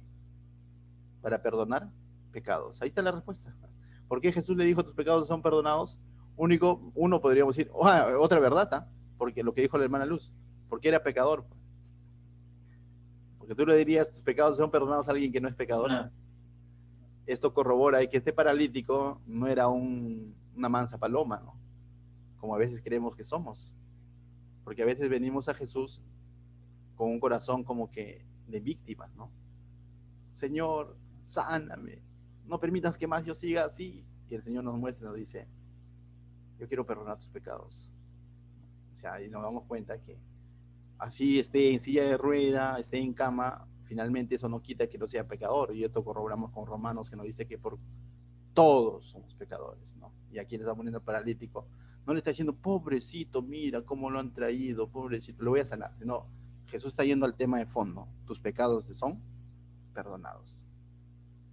Lo que dijo la hermana Luz tiene mucho sentido, pero yo pregunto, ¿y alguien que no era paralítico era pecador o no? Todos somos pecadores. En aquel momento, todos, ¿no? Todos son pecadores en este caso, ¿no? Y entonces básicamente la respuesta es porque Jesús tenía la potestad, tal como dice el versículo 10, porque es el Hijo del Hombre, ¿no? Dios hecho hombre, quien tenía potestad de sanar, os digo, de perdonar, ¿no? Seguimos analizando el texto. Pregunta número 8 dice, ¿qué es lo que los escribas dudaban acerca de la declaración de Jesús? A ver, esto también es una interpretación, ¿no? Hubo ahí una duda, ¿no? Hubo murmuración, ¿no? De alguna manera. Lo que pasa es que para ellos, bueno, para todos, ¿no? El único que puede perdonar pecados es Dios. Entonces, ¿cómo pueden salir esas palabras de un ser humano común para ellos, ¿no? De ser tan atrevido y con esto como que blasfemar, ¿no? O sea, hablar en contra de Dios, ponerse o tomar el lugar de Dios, perdonando pecados. Por cierto, ¿no? Es una de las razones por las que finalmente van a crucificar a Jesús. Cuando este pueblo fariseo, escribas, judíos, representados en los ancianos, el Sanedrín, finalmente cuestiona a Jesús. Y cuando le dice, así que tú eres el Hijo de Dios, y dijo, tú lo has dicho. ¿Para qué dijo eso, no? Pum, lo objetaron, y esta fue la acusación para llevarlo ante Pilato y toda la historia que ya conocemos, ¿no? Justamente lo que a ellos no les cuadraba era que Jesús se denominara de una manera explícita, o en este caso de una manera implícita, que él era el Hijo de Dios o que él era Dios, ¿no? De manera explícita cuando él dijo, ¿no? Yo soy. Aquí de manera implícita porque está haciendo un acto que solo Dios lo puede hacer, ¿no? Entonces eso para ellos es cuestionamiento. 9 dice, digo el 8, ¿no? ¿Qué es lo que los escribas dudaban acerca de la creación de Jesús? ¿Qué es lo que ellos dudaban? Que solo Dios podía perdonar pecados. Y esto no se lo podía atribuir cualquier hombre, ¿no? Entonces, ¿qué pasó acá? Decían, ¿no? Estaban ahí cuestionando, ¿no? En ese entonces era algo imperdonable poder compararse contra el Dios santo que los judíos lo tenían, ¿no? Como un Dios omnipotente, poderoso desde la antigüedad, y que alguien, como ellos siempre menospreciaban, ¿no? Un hijo de un carpintero, alguien que sale de la ciudad de Nazaret, venga y se compare totalmente con Dios, ¿no? Era un atrevimiento total y ellos, justo ese tipo de comentarios que hacía Jesús, les daba pie para que ellos siempre tengan esas ganas, ¿no? De querer matar al compararse con Dios. Gracias, Sofía. Muy bien, continuamos. Adelante, hermano Luis. Pastor, con referencia a lo que está mencionando, ¿no? No sé qué tan cierto es y que valga la oportunidad para poder aclarar esto. Decían, escuché o leí también de que anteriormente ya habían habido personas que se habían hecho creer que eran Jesús o el Hijo de Dios o un enviado de Dios y que habían fracasado en su intento, ¿no? Porque no eran precisamente enviados por Dios o hijo de Dios. Entonces, se presumía, ¿no? Según lo que escuché y lo que leí, de que la gente, en este caso los publicanos, ya tenían temor de eso, tenían duda de eso. Entonces, si eso es verdad, podría caber de alguna manera la desconfianza, ¿no? ¿No? Porque si a mí se me presenta alguien diciéndome que es fulano de tal, y luego yo compruebo que no es, cuando venga otro voy a tener la duda, ¿no? No sé si me dejo entender. Correcto, hermano. Sí, es cierto cuando se dice, sino que entendamos que la promesa del Mesías fue hecha desde el Génesis, capítulo 3, verso 16, ¿no? O sea, desde Génesis, estaba desde que ni bien calentito el pecado del hombre, ¿no? Ahí estaba Adán, Eva, asustado frente a Dios, sin saber qué hacer, desnudos, tratando de cubrir su desnudez. Dios prometió al Mesías, ¿no? Y de la simiente de la mujer saldrá aquel que pisará en la cabeza la simiente, la serpiente, ¿no? Y todo. Y de pronto vemos a través de toda la Biblia la promesa del Mesías, en Abraham, en Jacob, en Isaac, como en Moisés, toda la historia. Los profetas lo hicieron más explícito todavía, la venida del Mesías, el libertador, ¿no? Y muchos en esos miles de años trataron de usurpar el título del Mesías, como dice el hermano, ¿no? Y esto de alguna manera causaba desconfianza, ¿no? Dentro de los que eran llamados a salvaguardar la ley, ¿no? Que eran los fariseos, los escribas, que estaban ahí, ¿no? Que representaban la ley de Dios, ¿sí? Y sí, hasta cierto sentido, es bueno ser celoso de las cosas de Dios, ¿no? No a cualquiera nada más darle like, ¿no? Y tiene razón, ¿no? O sea, es parte del contexto, pero finalmente cuando vamos a las Escrituras, vemos, dice que ellos no aceptaron a Jesús como el Mesías a causa del celo que tenían por Jesús. De la soberbia. Y eso es lo que finalmente los lleva a negar al Mesías, ¿no? Y por un lado podemos decir, ¿no? La diligencia y la mala experiencia de los otros falsos Mesías, pero cuando vino Jesús lo hace de manera sorprendente desde su nacimiento. Desde su nacimiento podemos ver cumplimiento de que él era el Mesías. Jesús para este instante ya había sido bautizado por Juan el Bautista. He aquí el Cordero de Dios que quita el pecado del mundo. Ya había evidencias claras de que él era el cumplimiento, el Mesías, ¿no? No tengo el pasaje ahorita a la mano, si no me equivoco es Lucas o Mateo, donde dice que Jesús, abriendo el rollo de Isaías, leyó lo que Isaías decía en Isaías 62, si no me equivoco, en Lucas 4, si no me equivoco, él dice, ¿no? ¿Cómo es que iba a venir el Mesías, el siervo sufriente? ¿Cómo? 4:17, ¿no? Entonces, pueden buscar ahí en su Biblia, vamos a hacer un pequeño paréntesis a esto. Lucas 4:17, si no me equivoco, vamos a verlo. Entonces, 4:17, a ver, vamos a ver, dice, miren, ahí dice, mira, en el verso 16, vino a Nazaret donde se había criado y el día de reposo entró en la sinagoga conforme a su costumbre y se levantó a leer y se le dio el libro del profeta Isaías. Y habiendo abierto el libro, halló el lugar donde estaba escrito. Eso que estaba escrito está en Isaías 62, si no me equivoco. El Espíritu del Señor está sobre mí. ¿What? El Espíritu del Señor está sobre mí. No, dice, está sobre mí, por cuanto me ha ungido para dar buenas a los pobres. No. Dice, me ha enviado, bueno, perdí nuevamente, dice, me ha enviado, a ver, un ratito, un instante ya. Dice, me ha enviado, dice, el Espíritu del Señor está sobre mí, por cuanto me ha ungido para dar buenas a los pobres. Me ha enviado a sanar a los quebrantados de corazón. ¿A quiénes? A los quebrantados de corazón. A pregonar libertad a los cautivos, a dar vista a los ciegos, a poner en libertad a los oprimidos. Funciones que solamente el Mesías podía hacerlo, ¿no? ¿Ya? Al predicar el año agradable del Señor, dice. Y ahí, pero la profecía de Isaías continúa, pero lo que continúa viene a ser lo que él va a cumplir en su segunda venida. Entonces el Señor hace un alto, cierra ahí el rollo, en ese punto y coma se queda, no continúa con lo que dice Isaías, porque eso lo va a hacer con su segunda venida. Verso 19 o 20. Y enrollando el libro, lo dio al ministro, estaba en una sinagoga, frente a todos los escribas, fariseos, ¿ya? Y al ministro, y se sentó a los ojos de todos en la sinagoga, estaban fijos sobre él. Todos estaban mirando después de que él había leído, diciendo que el Señor me ha enviado, su Espíritu está sobre mí, a sanar, a dar libertad, a dar vista a los ciegos, a dar libertad a los oprimidos. Esas eran funciones del Mesías prometido. Verso 21. Y comenzó a decirles, hoy se ha cumplido esta escritura delante de vosotros. Es decir, Jesús está diciendo, yo soy el cumplimiento, yo soy el Mesías. Miren lo que sucedió. Verso 21. 22. Y todos daban buen testimonio de él y estaban maravillados de las palabras de gracia que salían de su boca y decían, ¿no es ese el hijo de José? No. Y decían, no. Oye, pero este es el hijo de José. Él les dijo, sin duda, me diréis este refrán: médico, cúrate a ti mismo de tantas cosas que hemos oído que se han hecho en Capernaum. ¿Dónde? En Capernaum. Haz también aquí en tu tierra, ¿no? Dice. Y añadió, de cierto digo que ningún profeta es acepto en su propia tierra.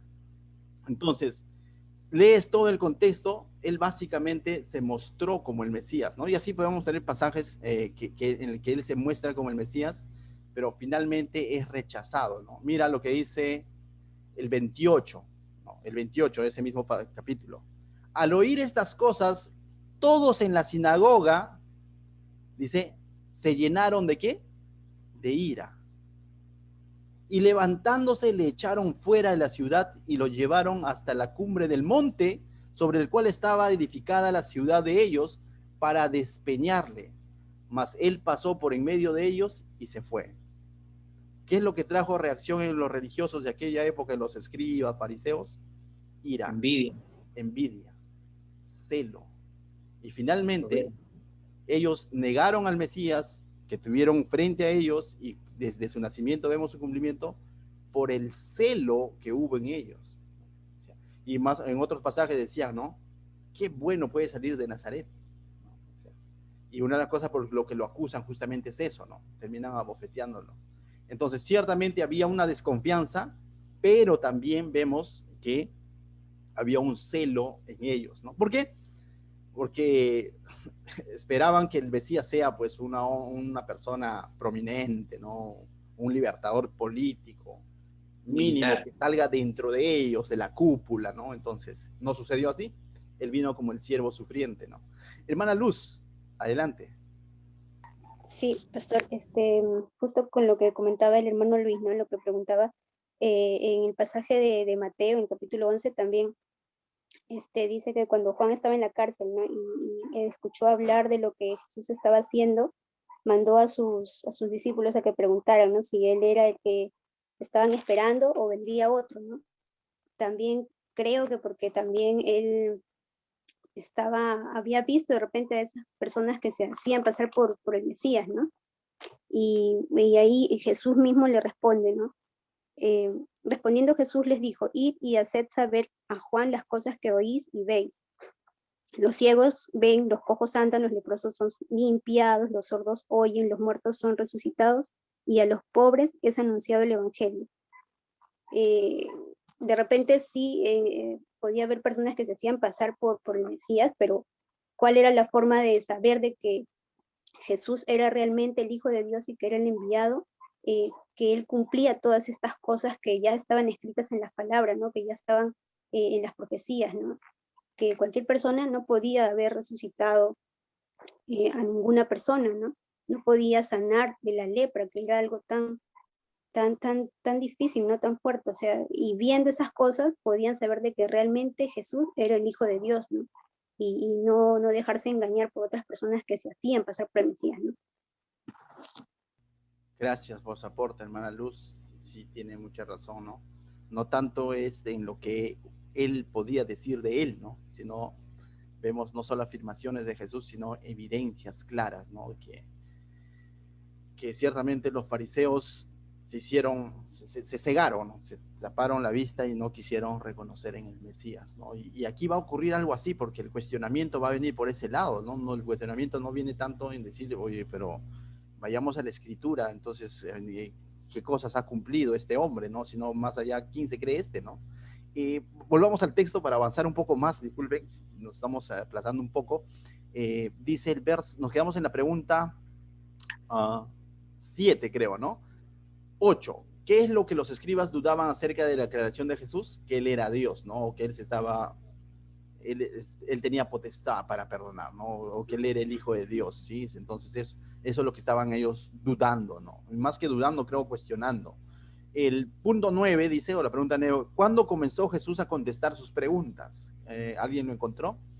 ¿O qué podríamos interpretar de esto? ¿Cuándo Jesús comenzó? Sí, dale. Dice, cuando conoció Jesús en su corazón lo que ellos estaban pensando, ¿no? Que estaban ya dudando de... Es decir, en el verso 8 vemos de que ninguno de ellos todavía había dicho o levantado la mano diciendo, hey Jesús, ¿quién te has creído? No. ¿Sí? Dice, sino, ¿por qué habla este así? Dice el verso 7. Blasfemias dice, ¿quién puede perdonar pecados si no solo Dios? Ellos mismos están diciendo que solo Dios, ¿no? Podía perdonar. Entonces, conociendo luego Jesús en su espíritu que cavilaban de esta manera dentro de sí mismo.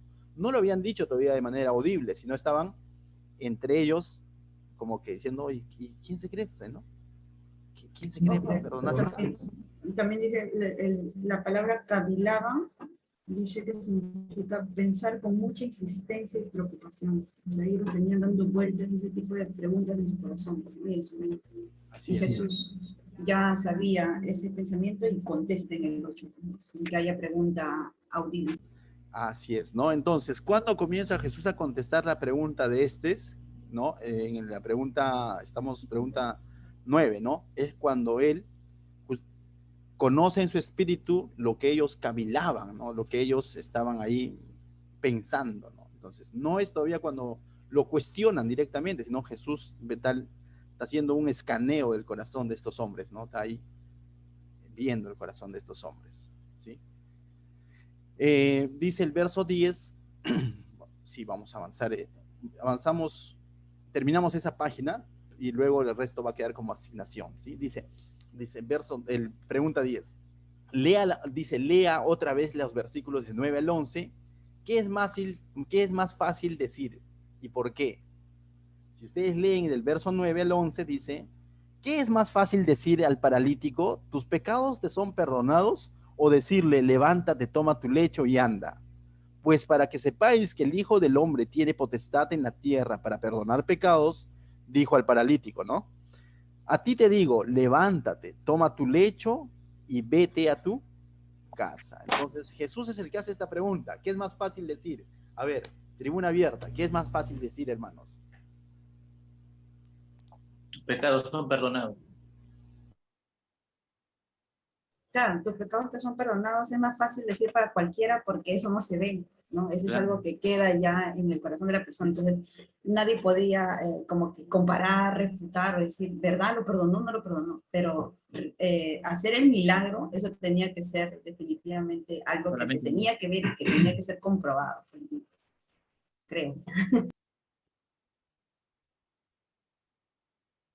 Correcto, ¿alguien más identificó? Hermano Luis, dale. Yo creo que para una persona común y corriente esta pregunta le sería lógicamente la que están respondiendo, mis hermanos. Pero para Jesús ambas preguntas eran fáciles, porque es el Hijo de Dios. Amén, definitivamente que sí, ¿no? Y al finalmente eso es lo que él va a terminar demostrando, ¿no? Para que sepáis que el Hijo del Hombre puede perdonar el pecado, pero también para lo sano y no hay problema, ¿no? Entonces, ciertamente lo que el hermano Luis nos dice es lo que Jesús al final lo va a hacer, ¿no? Pero desde el punto de vista de los que estaban ahí, y como dice, ¿no? Uno de ellos requiere evidencias claras, porque si no se cumple, viene el caramontón, ¿no? No se levantó, mira, dijiste que se levante y no se levantó, el otro sigue postrado en su lecho, ¿no? Entonces, es mucho más fácil decir tus pecados te son perdonados, ¿no? Entonces, definitivamente, ¿no? Entonces, pero Jesús lo podía hacer. Seguimos, entonces dice, ¿qué es más fácil decir y por qué? Sería, ¿no? Tus pecados son perdonados porque esto no requería evidencias inmediatas, ¿no? ¿Sí? No requería evidencias inmediatas para ser corroboradas, ¿correcto? Entonces eso podemos colocar ahí como respuesta. Ahora el verso 11 es también la pregunta 11 también es de interpretación, disculpen. Dice, ¿qué paralelos hay entre el pecado y la parálisis? Podemos encontrarle muchos paralelos. Quizás alguien nos podría decir qué paralelos hay entre pecado y parálisis. ¿Qué semejanza trae, ¿no? Algo nos dice eso. Tiene mucho que ver. ¿Alguien? Por lo general en la antigüedad toda enfermedad era asociada con el pecado, ¿no? Porque, por ejemplo, en Éxodo 25 decía, pues yo soy tu Dios, Antiguo Testamento, ¿no? Soy Dios celoso que castigo la iniquidad de los padres sobre los hijos hasta la tercera y cuarta generación. Entonces, para los judíos, persona enferma era persona que tenía pecado, pues, ¿no? Que habían pecado sus padres o sus abuelos. Por eso que la hermana, como decía, pues, ¿no? En Juan 9, cuando ven al ciego, me parece, le dicen, Señor, sus mismos discípulos de Jesús le dicen, Señor, ¿quién pecó, este o sus padres? Entonces, asociaban mucho la enfermedad con el pecado, ¿no? Pero no sé si esa pregunta va con eso o se está refiriendo de que el pecado, por ejemplo, con parálisis, como que nos paraliza, no sé si la pregunta. Sí, hermano Roy. Yo creo que, por ejemplo, ahí el pecado nos aleja de Dios, ¿no? Y no nos deja disfrutar todo lo que Dios nos puede ofrecer. Y la parálisis, igual, ¿no? La parálisis te prohíbe muchas cosas, ¿no? No te deja disfrutar de lo que la vida te puede ofrecer, todo lo que puedes hacer con lo que estás sano, ¿no? Me parece que puede ser en paralelo. Como que no nos deja avanzar, pues. Claro. Sino que la pregunta aquí es general, ¿no? No es tanto qué paralelo había en aquel entonces entre el pecado y la parálisis, o qué relación, ¿no? Sino está siendo general y tiene razón, ¿no? Una de las cosas que es de que el pecado nos aleja de Dios y no nos permite disfrutar las bienaventuranzas del Señor, mientras que en la parálisis igual, ¿no? Nos mantiene alejados, como dice, ¿no? ¿Alguien más podría encontrarle un parálisis en ese sentido que estamos haciendo? Un parálisis, digo, un paralelo en ese sentido que estamos haciendo. Pastor. Sí. De que, bueno, muchas veces se aleja de Dios y no deja avanzar en las cosas de Dios. Y muchas veces necesitamos, como necesitó el paralítico, ¿no? De que alguien lo llevara ante Jesús, ¿no? Necesitamos de que alguien nos comparta la palabra, ¿no? De que nos haga saber de que hay algo más en lo que podemos tener esperanza, ¿no? De poder salvarnos y de que ese pecado sea ¿no? Y de que podamos avanzar. En ese caso sería que como los amigos o familiares, ¿no? Que hayan sido los que llevaron al paralítico, necesitamos de personas que compartan la palabra, que nos lleven hacia Jesús, ¿no? Eso es lo que puedo encontrar. Gracias, hermana. Y cierto, ¿no? Y ahí, de alguna manera, ya estamos yéndonos a un punto de aplicación, pero es válido. ¿Por qué? Miren, si los paralíticos le hubiesen hecho una chancha y le compraban una silla de rueda, o digo, los amigos, en algo iban a aliviar, ¿no? Pero este hombre seguía siendo pecador y paralítico, no cambiaba tanto, cambiaba un poquito su realidad, pero lo mejor que pudieron hacer fue llevarlo a Jesús. Lo mismo tú, si eres uno de estos amigos, lo mejor que puedes hacer con alguien que está teniendo una vida de pecado es llevarlo a Jesús, ¿no? Es lo mejor que podemos hacer. No podemos ayudar en nuestras fuerzas, en algo vamos a aliviar ciertas necesidades físicas, pero mucho mejor es llevarlo a Jesús. Amén. Quizás alguien encontró otro paralelo, lo puede mencionar con toda confianza. Mano Luis está con la mano levantada, no sé si fue del anterior o en esta ocasión nuevamente. No. Yo creo que se ha quedado mi mano levantada. Voy a bajar. Ok, ya, pero por ejemplo podemos ver también, el paralítico era dependiente y el pecado también nos vuelve dependiente, dice que somos esclavos del pecado, ¿no? Hay otro que leía mucho tiempo atrás que por lo general cuando sufres parálisis de algo, esa área de tu extremidad, lo que fuese, se va a volver insensible, ¿no? O sea, al tacto, ¿no? A los dolores, cosas como esas. Lo mismo sucede con el pecado en el corazón del ser humano, nos vuelve insensibles. Y a lo malo ya no lo vemos tan malo. No sé si ha pasado eso contigo en algún momento, o en algún momento de nuestra vida hemos sido así, ¿no? Cuando estamos inmersos en el pecado, nos volvemos insensibles. Y lo mismo hace la parálisis también con las personas, ¿no? O sea, ahí también hay un paralelismo, ¿no? Y así podemos encontrar paralelos en cuanto al pecado y la parálisis, ¿no? Dependientes, esclavos, sin una proyección de vida futuro, insensibles, todo eso puedes ir anotando ahí. El 12. ¿Cómo es realmente alguien que es paralítico? Va muy relacionado al anterior, ¿no? Es dependiente, es insensible, no puede tener proyectos a futuro, es limitado, ¿no? sea, todo eso podemos ponerlo ahí. ¿Puedes ver en este pasaje algún simbolismo en lo que Cristo hace por los pecadores? ¿Puedes ver en este pasaje algún simbolismo en lo que Cristo hace por los pecadores? ¿Qué dicen? ¿Podemos encontrar? Sí, que perdona, que Él mira la fe. Bien, encontramos varios simbolismos. Jesús ve la fe, Jesús perdona, Jesús conoce el corazón, podemos verlo, ¿no? Entonces, Jesús conoce el corazón, Jesús sana, o bueno, eso ya es una interpretación, definitivamente, porque termina sanando, ¿no? Y Jesús perdona pecados, ¿no? Entonces, sí, vemos mucho simbolismo en cuanto a lo que Cristo hace con los pecadores, ¿no? Y eso ya lo podemos nosotros luego corroborar con diferentes pasajes de la Biblia. Bien, hermanos, por cuestiones de tiempo, la verdad, la meta era acabar hasta la página 21. Entonces, en esta ocasión, como las siguientes preguntas en la página 21 son más aplicativas, siguiendo la misma idea que hemos hecho de observación e interpretación, ahora vamos a responder ya como tarea esa página, pero como aplicación, ¿no? Ahí ustedes recuerden que siempre la aplicación es de manera personal, ¿no? Dices, yo tengo que contestar ahí, por ejemplo, dice, haz una lista de obstáculos que has experimentado cuando llevas a alguien a Cristo, tú tienes que poner, ¿no? Yo tengo estos obstáculos, mi obstáculo es la timidez, mi obstáculo es en primera persona, ¿no? Aplico a mi vida, ¿no? ¿Sí? Entonces, vamos a responder esas preguntas a manera de actividad para el siguiente domingo, hasta el sábado a las 11 de la noche, ¿sí? Tenemos para responder eso y me mandan la fotito para poder luego analizarlo ya en la clase del día domingo, ¿les parece? ¿Sí? Y adicional a eso, vamos a tener otra actividad, porque esto está fácil, es contestar las preguntas aplicativas nada más. Prácticamente el estudio ya lo hicimos, pero la otra actividad está en la página 63. Puedes adelantarte rápidamente a la página 63. Uy, ¿qué trae la página 63? Mira, página 63 dice lo siguiente, ¿no? No sé si ya lo encontraron. Sí, dice página 63. A ver, un poquito, me falta un poquito más. Acá les muestro en pantalla.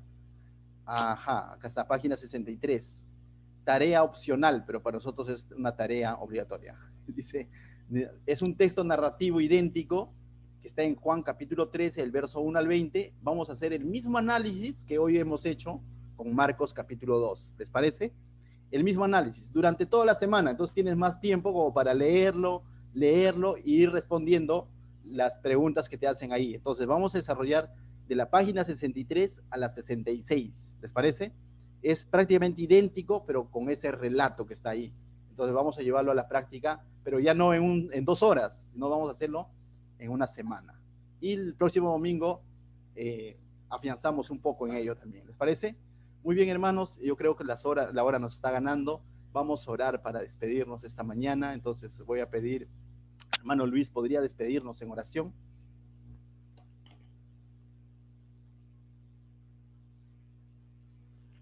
Claro.